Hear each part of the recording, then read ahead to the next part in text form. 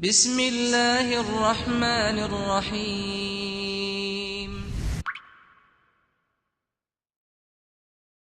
سوف نبقى هنا كي يزول الألم سوف نحيا هنا سوف يحلو النغم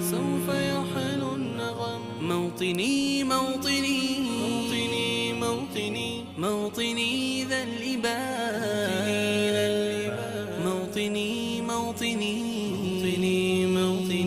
موطني يا أنا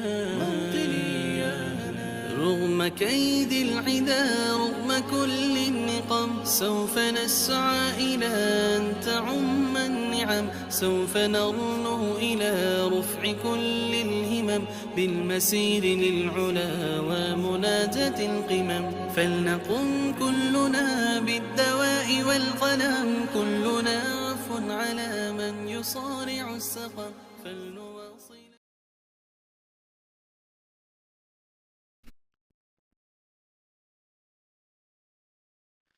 الحمد لله رب العالمين الصلاة والسلام على سيدنا محمد وعلى آله وصحبه أجمعين.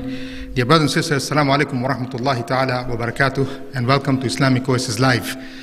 Once again, this Friday is a special event. We both have live online, and also live audience here at the Islamic Oasis Center. Whoever wants to join, please come and join us. Dinner will be served, if that's one thing that you'd like. We have a very unique program today, bi'iznillahi ta'ala. First, few announcements before the actual event. Brothers and sisters, many of you may know there is a very special conference tomorrow also in Chicago, Chicago is unique, it seems. There's a Khilafah conference happening tomorrow, bi'iznillahi ta'ala. It will be happening in Ambience banquet halls. We will put that up, inshallah, so that you may be able to get access to that, bi'iznillahi ta'ala. It starts tomorrow noon. It's a very unique conference. It is talking about obviously the situation of the Ummah, and probably we'll be discussing, not probably, but we'll be discussing the unique situation that this Ummah is in and the unique role that the Muslim Ummah can play. It is a very interesting times that we live in, because the role that we can play today, most likely other generations before us could not have played that role. And that gives us an honor and a different type of status. Inshallah, we ask that Allah subhanahu wa ta'ala gives this generation the status to raise the kalimah La ilaha illallah Muhammad Rasulullah. There are a few other things that are happening. Next Jummah, we also have another event. We have Mufti Yasir here, and also Ustad Asim Khazi, who's also present here today. He will be live again next Jummah. It will be both live and online event. We actually have the masajid next to us. We have combined an event to put it together here in order to welcome Ramadan. So we would like to, it would be awesome to have you guys back here again to mix and mingle with the community members, bi'iznillahi ta'ala. The topics next week will be virtues of the Quran and the Prophet ﷺ in the month of Ramadan. Finally, the event today, the discussion today, brothers and sisters, will be the Arab Spring and Zionism. Although the discussion is open, there is a lot going on in the Muslim world since the last 10 years, to be honest, last 100 years, but the revolutions and now what is happening in Gaza. And in order to discuss this, inshallah, brothers and sisters, we have Dr. Osman Bakhach. Many of you know him. He has been on our show before discussing the importance of Sham and the different events that are taking in Ard al-Sham, in Ard al-Mubarakah in general. And he is a political scientist. He is an activist, an Islamic activist, very active in the da'wah scene in the whole of the Muslim world, especially calling for the reestablishment of Al-Khilafah Al-Rashida bi'iznillahi ta'ala on the path of the prophethood. So inshallah, with no longer a delay, we would like to welcome our brother. Fadal ya Shaykh.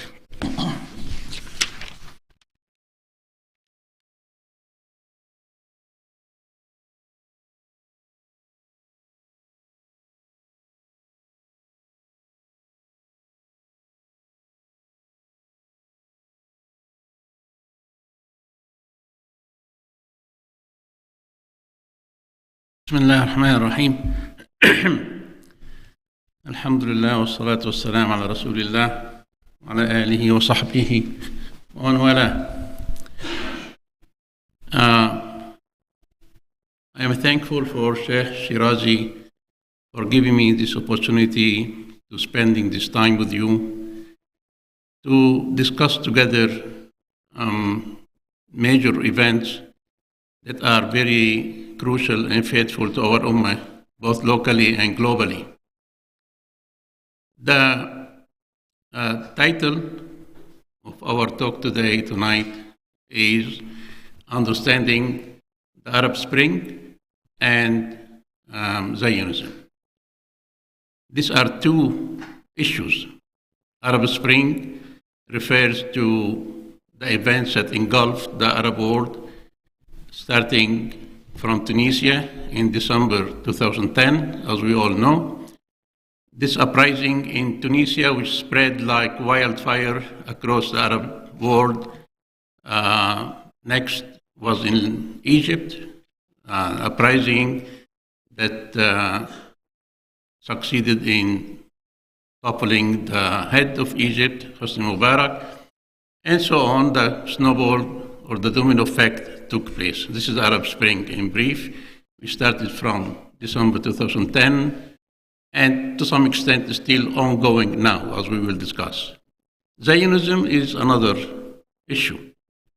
If we, and as I see many of the young people here, this is a word of advice, not only to the youth, but even to the adult. Grasping the facts of history is very vital. If we are ignorant about the history, the historical facts, then there is no presence for us. And then we cannot speak about future. In a sense, and this is a quick note, in a sense, like to make an analogy, say the process of history is like a building, like 20 floors, 50 floors. We happen to be now at the 25th floor. But this 25th floor is built and based upon the previous ones. So the point here is to highlight the importance of being aware and grasping the facts of history. So Zionism is simply put, it is a colonial project launched by Britain with a purpose. Of course, now we are all aware about the October 7th and the ongoing genocide in Gaza, certainly. If when you listen to the pro-Israel supporters, to them they claim that history started on October 7th. Meaning they say, well, what do you expect us to do? We were attacked. We have lost children, women, men and women, victims. Overnight, suddenly, Hamas attacked us. This is a narrative they present. Of course, they overlook October 6, 5, 4. They overlook what happened in 1950, 60, 48, 1930. They overlook all of that. To them, so Zionism, it started in Europe. It started in Europe in the 19th century. Europe in the 19th century saw the rise of nationalism, nation state. Like Germany, the state of Germany was united in 1870. The state of Italy, 1860. So throughout the 19th century, this issue, nation state, Germany, Italy, etc., came up. And then, because the nation state is based on, we are French, we are German, we are Italian, we are French citizen, we are German citizen, we are Italian citizen. But then, in the midst of the European society, there were Jews. And there were doubts about the Jews due to the rise of anti-Semitism across the European societies. So when they see a Jew now will be questioned, are you French or Jew? And this exploded, actually, in the famous Dreyfus affairs in France in 1895. Dreyfus being a French Jewish officer in the French army who was accused of betraying state secret to the German army, etc. But with it, he was put to trial, and with it there was this huge anti-Semitism that was reported in the media at that time. But even before then, in Eastern Europe, in Poland, Ukraine, Russia, there were pogroms, mass murdering and repression committed against the Jew. So in Europe, there was this widespread feeling of anti-Semitism. So the British wanted to solve the Jewish question. Even Theodor Herzl, the leader of the first Zionist Congress held in 1897, he wrote a booklet called The Jewish State. Herzl, mind you, Herzl was not practicing Jew. He was secular. But he was a journalist covering the Dreyfus affairs in France, and he was disturbed to see so much hatred addressed against the Jew. So he thought of a solution. He came up with the idea of the Jewish state. When he proposed and called for the establishment of the Jewish state, he wasn't thinking of Palestine. He was thinking of Uganda in Africa. So this is the rise of Zionism in Europe, being a reaction to the widespread anti-Semitism due to the nation state. The Zionism movement by 1914, 1915 was very marginal. It carried no weight until the Balfour Declaration came up. Balfour Declaration in 1917 it gave impetus to the whole concept of putting or implementing the idea of a Jewish homeland. By November 1917, Palestine was under the rule of the Ottoman Khilafah. So Britain had no business in promising a homeland for the Jew, to gather the Jew from across Europe and ship them to Palestine. Palestine at the time was not a British dominion. Nevertheless, the British were working throughout the First World War. They were devising all kinds of plans for the day after destroying the Khilafah.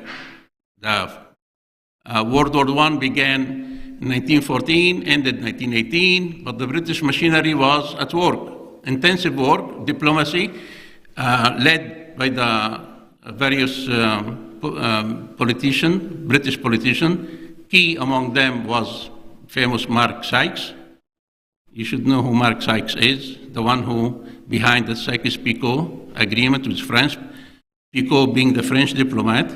So between the two, Mark Sykes and François Picot, the French, together they more or less divided the spoil of the war before the war was over. That took place in May 1916. So it was Mark Sykes who approached the Zionist leaders in London, and he offered to them, he told them, what do you think if we assist you in establishing a Jewish homeland in Palestine? And they said, nice, this would be great. He said, okay, but you need to get the consent of the French and the Pope and the Vatican. And they told him, well, who are we? We are nobody. I mean, you speak on behalf of the British government, the superpower. We are just a movement. He said, don't worry. He arranged an appointment for them. They went to Paris. They met with the French Foreign Affairs, who gave their consent. He took them to Rome. They met the Pope, and the Pope gave his consent for the establishment of a Jewish homeland in Palestine. And then at the same time, parallel, the British contacted the American President Woodrow Wilson. He gave his consent. They contacted Japan, because all of this was taking place prior to the announcement of the Balfour Declaration in November 1917. Still, the Balfour Declaration carried no legal weight in the international law until the League of Nations issued or granted Britain a mandate to govern Palestine. In this mandate, the Balfour Declaration was embedded in it. So now it became or carried so-called international legitimacy and weight. This is key point. I want you to remember it over and over again, because we keep hearing from some, I don't want to say naive, I don't know what to, we keep hearing people among us, sadly, calling and requesting the international community to do us justice, to be fair to us in Palestine. In other words, by implementing the international resolution issued by the United Nations. But they should know better than that. This so-called international law, this United Nations today, or the League of Nations yesterday, they are the ones behind, they are the root of this problem, of legitimizing the Zionist colony in Palestine. So the reality of Zionism in Palestine, it is a colonial project. It's a colonial legacy of the British policy back then. Sure enough, after Second World War, America stepped in to inherit the British role in being the protector of the Zionist colony. How does this connect to the Arab Spring? How does it connect to the Arab Spring? How does it connect to what's happening today in Gaza? I will answer this. We come to the Arab Spring. Britain, when, again, we mentioned Mark Sykes. Mark Sykes and his French counterpart, François Picot, they cooked together, they baked together the Sykes-Picot Agreement. What is the Sykes-Picot Agreement? Is the division of the Muslim land, the occupied territory from the Ottoman Khilafah. They, using whatever pen and ruler, they divided the spoil of the war. This is yours, this is mine, between French and British influences. And this gave rise to the so-called nation state, the modern nation state in the Middle East. So now, like Sham area, which was Sham, became 4 countries: Syria, Lebanon, Palestine, Jordan. Even for a while in Syria, I mean, all of this was Syria, was Sham. For a while, the French occupation force in Syria, they divided Syria into 6 statelets. They made it for a short while 6 statelets. Lebanon stayed till now. The other 5 were connected together under the name of Syria. So basically, they played this game of divide and conquer. This divide and conquer, we are paying the price for it now. Our brothers and sisters dying in Gaza as we speak, they are paying the price of this game, colonial game of divide and conquer. Because throughout a century, by tomorrow, by Sunday, 3rd of March, let's remember, by 3rd of March 1924, was when Ataturk in Turkey, he announced the cancellation of the Khilafah. So we are talking about 100 years. So throughout these 100 years, there were many factors which led us to where we are today, where 5 months of ongoing genocide in Gaza, with women, children, elderly, and everybody being killed in Gaza day and night, under the watchful eye of the whole world, 5 months ongoing genocide. And this so-called nation state, Egypt, Jordan, Iraq, Sudan, Mauritania, Turkey, Pakistan, everybody, we say, so they are busy minding their business. Okay, we are not Palestinian. Even the so-called axis of resistance led by Iran, even now the official line of Iran is, okay, we accept what the Palestinian people accept. So if the Palestinian people sign to Oslo agreement or whatever agreement, okay, that's their choice. We respect their. So this notion of nation state born out of Sykes-Picot came to create a new reality. So, and you could see, I mean, please, those who are not familiar with the Middle East history, it doesn't take much effort. You will see the lines are drawn between the borderline between Syria, Iraq, Saudi Arabia, Kuwait, etc., Libya, Algeria, Egypt, Tunisia. You see it drawn by a ruler. You draw a line. So this line will come and divide the same family, the same tribe. This becomes Syrian, this becomes his cousin or brother or uncle becomes Jordanian or become Iraqi. They don't care. This was meant to be so. So they wanted to force the national identity. You are Jordanian. Your loyalty is to Jordan. He's Syrian, he's foreigner. He needs a visa to come in, so on and so forth. So this curse of nationalism, we are paying the price for it in our blood in Gaza today. And at the same time, even we know that Islam mandates Islamic unity. Muslim Ummah is one, as quoted in the hadith of the Prophet ﷺ, in which he gave the analogy that the believers are like the example of one body. If one part falls sick, the rest of the body will rush to its aid until it recovers, right? The believers are one Ummah. But this is, it doesn't, under Sykes-Picot, under the nationalism, this doesn't count. That they want you to be loyal to a flag called Kuwait or Jordan or Turkey or Pakistan or Malaysia or Morocco. Even we saw a number of times between Algeria and Morocco there are border disputes, and even to the point of engaging in fighting. Between Pakistan and Afghanistan, they are engaging in fighting, a so-called line of control, the Durand Line, drawn by the British colonial occupation force. Isn't it a crime? Isn't it a crime for Muslims to engage in bloodshed, killing each other, to defend a line in the sand drawn by the British? So this is very dangerous concept that I'm afraid it has penetrated the minds of the Muslims, whether they admit it or not. In reality, it has penetrated the thought of many Muslim people. Oh, he's Syrian. Where is he from? Oh, he's from Tunisia. So what is he doing here? He's Algerian, he's Kuwaiti, he's Iraqi, he's Pakistani, he's Bengali. This nation state is a curse, and it totally contradicts the Islamic Aqidah and Islamic concept. Even Professor David Fromkin, who wrote the book, The Peace to End All Peace, in which he described in details the birth of today's Middle East,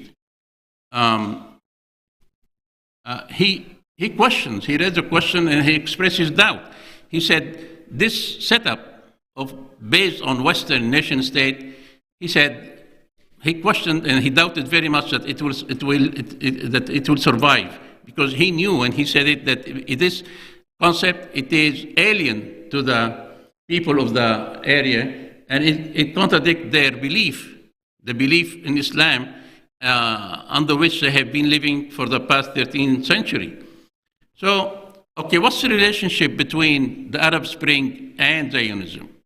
The Arab Spring referred to the series of uprisings that started in Tunisia, spread to Egypt, Libya, Syria, Yemen, where people finally kind of vented their frustration and anger toward the dictatorial regime.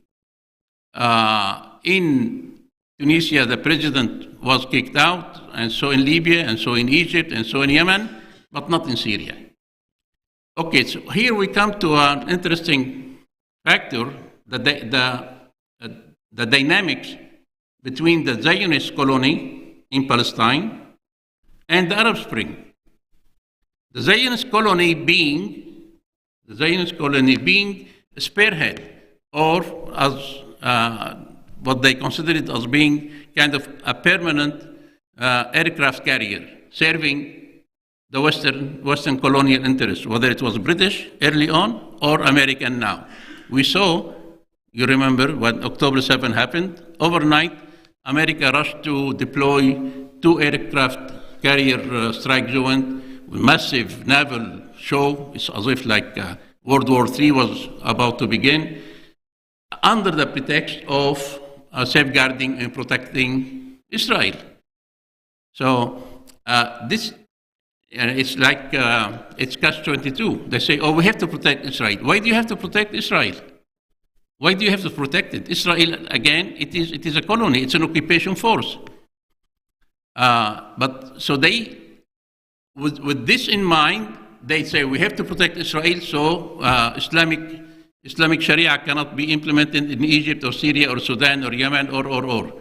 So they know, they are aware that the aspiration of the Muslims is to return to Islamic way of life, to Islamic unity. The Muslims are now. You can go anywhere in Egypt, Sudan, Yemen, Jordan, Pakistan. Prayer time comes, you walk in the masjid and you pray. You stand together with your fellow Muslims and you stand facing Mecca and you do your prayer. In Ramadan, we fast together. In Hajj, we do Hajj together. Muslims are united. Emotionally, we are united. In belief, we are united. But in political reality on the ground, we are divided. He's Iraqi, he's Jordanian, he's Turkish, he's Pakistani. So, and then the Western leaders, they know fully well that Muslim unity, it means trouble to them. Why? Because it signals the end of the Western hegemony. And this is something they are keen on preventing. And for that, in this sense, Angela Merkel, the former German chancellor, on February 5th, 2011, in front of Munich Security Council. When I say February 5th, that was Saturday, 6 days before Mubarak was removed in Egypt. By February 2011, there was nothing yet happened in Syria.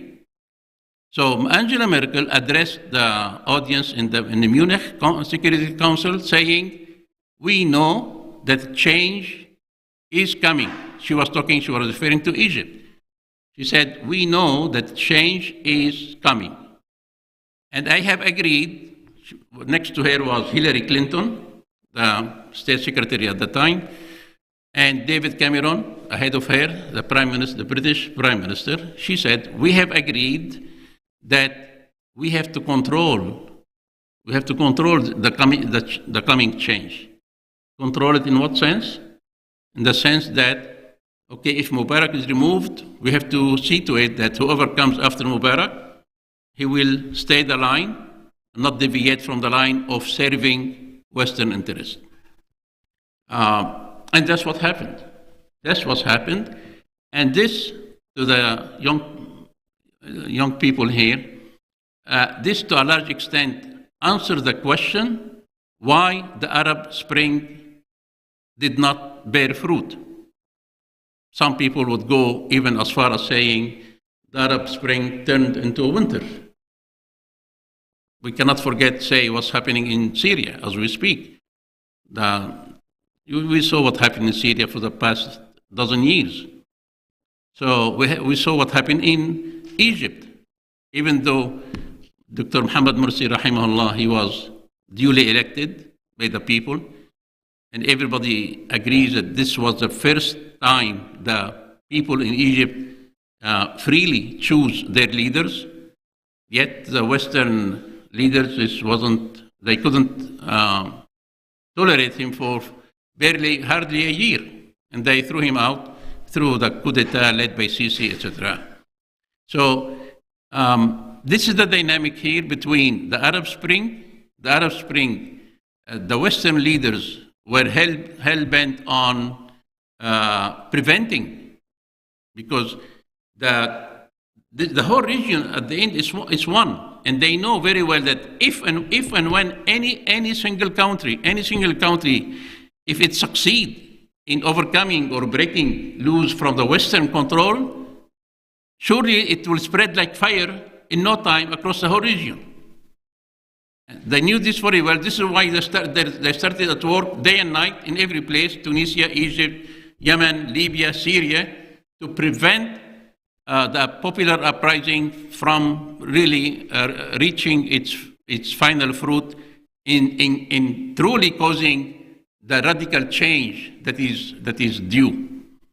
And of course, there are many details here. Whether in Egypt or Tunisia, they go through the so-called transition government. So they played this game until they were able to steer the uprising to end up under their control, and this is what happened.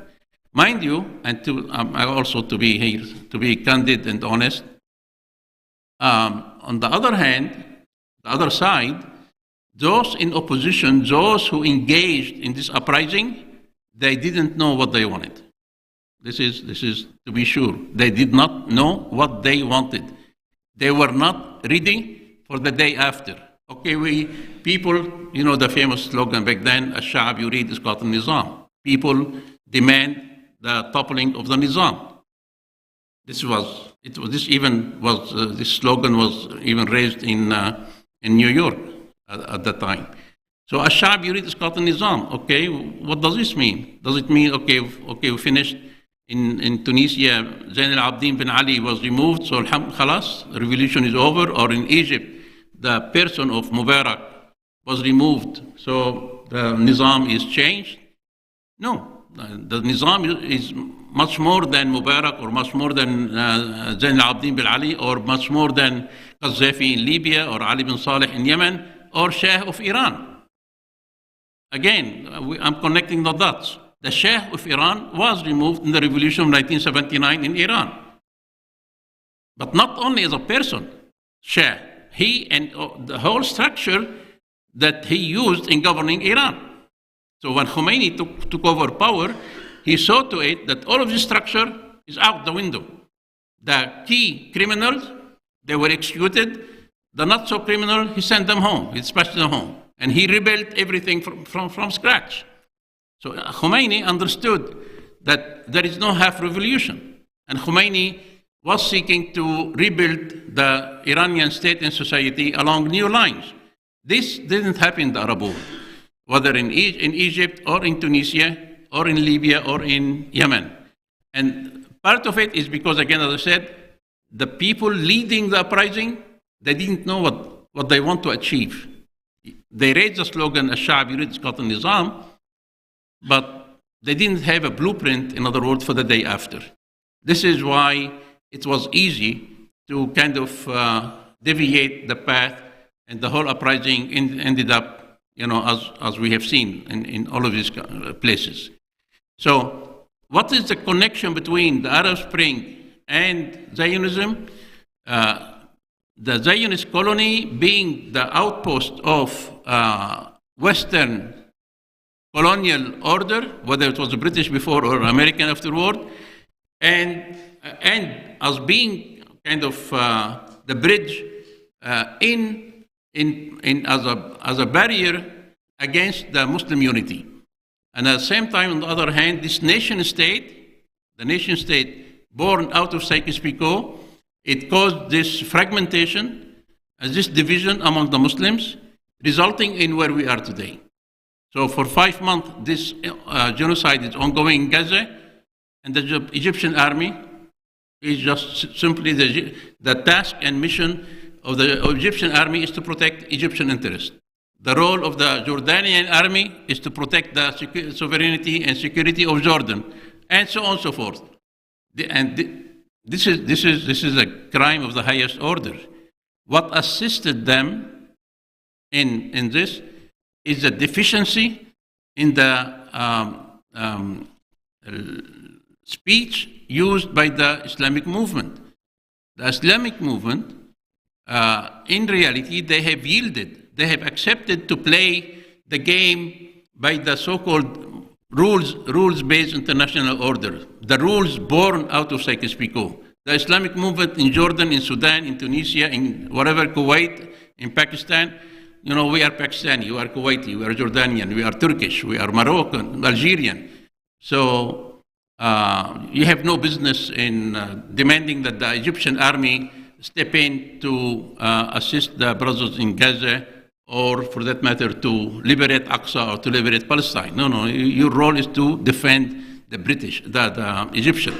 Your role is to defend the Jordanian or the Sudanese or the Kuwaiti. So this virus of nation state is very fatal, and the whole construct of this national politics, it led us to where we are now. This genocide is ongoing for 5 months, and 57 so-called 57 Muslim rulers, they have an extraordinary emergency summit in Riyadh, and they end up issuing a statement on a piece of paper worth nothing, which is a big disgrace and shame not only on them, but on everybody who simply kept his silence. When we fail to rise to our duty as Muslims in supporting our fellow Muslims in not only in Gaza but in the whole Palestine, we are accomplices in the crime being committed against them. So this is why every one of us has a personal duty every day, day in, day out, to do what needs to be done to first to put an end to this genocide, and second, to work to liberate the whole Palestine, both of which require the resumption of the Islamic way of life. But this is something not to be taken lightly or a mere expression of solidarity, making dua. This is not enough. The true and proper solution is to liberate the whole land. This is an occupied land. This colony is a legacy of the colonial policy pursued by the Western imperial power, and no matter what, this is bound to end. Just a quick note for the young one as well. The Muslim Ummah, we have been here before in a way through the Crusade War. The Crusade Wars lasted for 200 years, 200 years. And the Crusade armies coming from Europe, they succeeded in establishing local rule in various places, in Jerusalem, in Tripoli, in Antioch, and so on. Okay, fair enough. But the Muslims at the time, even though they were defeated military, it was a trial, various cycles of defeat and victory. But the Muslims, throughout the 200 years, they never admitted or accepted the legitimacy of the invading forces. They were viewed as being occupying forces, and resistance continued until finally the Muslims succeeded in liberating their land from these invading forces coming from Europe. So that's our history. We have to learn these facts, and we have no doubt that this colony eventually it will be liberated. And this is our task and mission. This is what we have to work for. So this is kind of, in a brief, a panoramic view, if you will, about this issue of the Arab Spring and the Zionist colony in Palestine. And any other details maybe we can handle through the Q&A. Barakallahu feekum, jazakumullah khair. Assalamu alaikum wa rahmatullah.